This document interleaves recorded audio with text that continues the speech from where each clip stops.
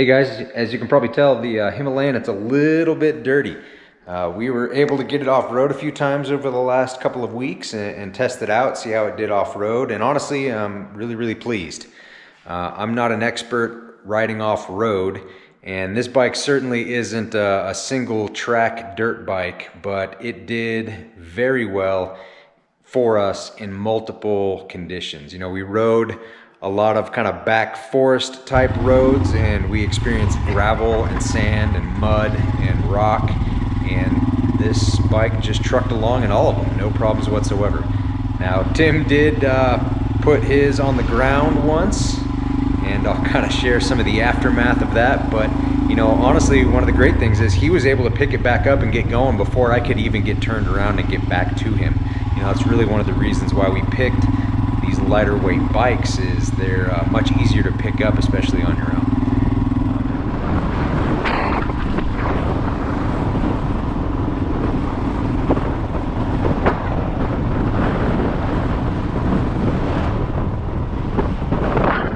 Come off? Yeah, grab it. Like a motherfucker. You alright? Huh? You alright? Yeah. Is the bike alright? Yeah, started up finally, so I think we're good.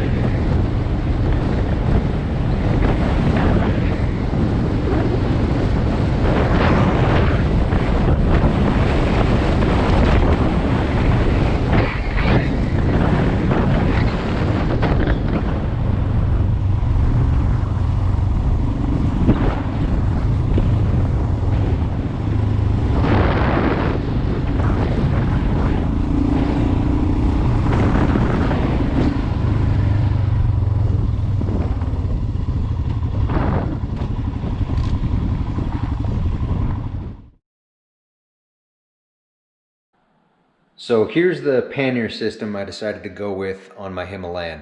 I opted to buy a set of aluminum hard panniers, Tusk aluminum hard panniers from Rocky Mountain ATV.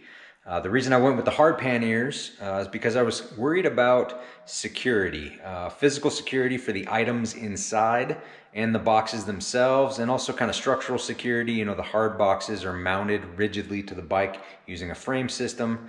And, you know, both of those things kind of tipped the scale towards the hard pannier. One of the other real benefits of this set is I was able to get these for a very good price. You know, all in with the aluminum panniers, the rack, and everything, I'm still about $100, $150 less than I would be for a good quality soft system from, you know, say Moscow Moto or Giant Loop. I am going to mount them on the OEM Royal Enfield racks. I purchased those from a vendor in India, and they shipped them to my house in about 6 days, and we're going to get those thrown on the bike now. The OEM rack system came with everything that I need. It came with all the hardware, wiring adapters to move the rear turn signals to a different bracket so they're not blocked by the Pannier system. So we're going to follow the instructions that came with the kit, and we'll get the rack installed on the bike, and we'll go from there.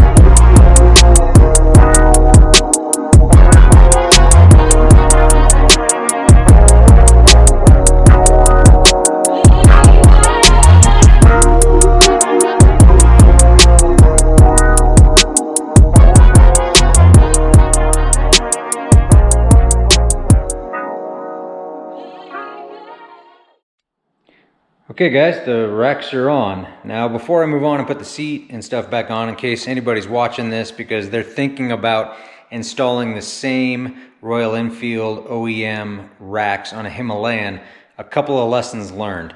So the instructions talk about this wiring harness for the rear tail light and routing it underneath this bracket.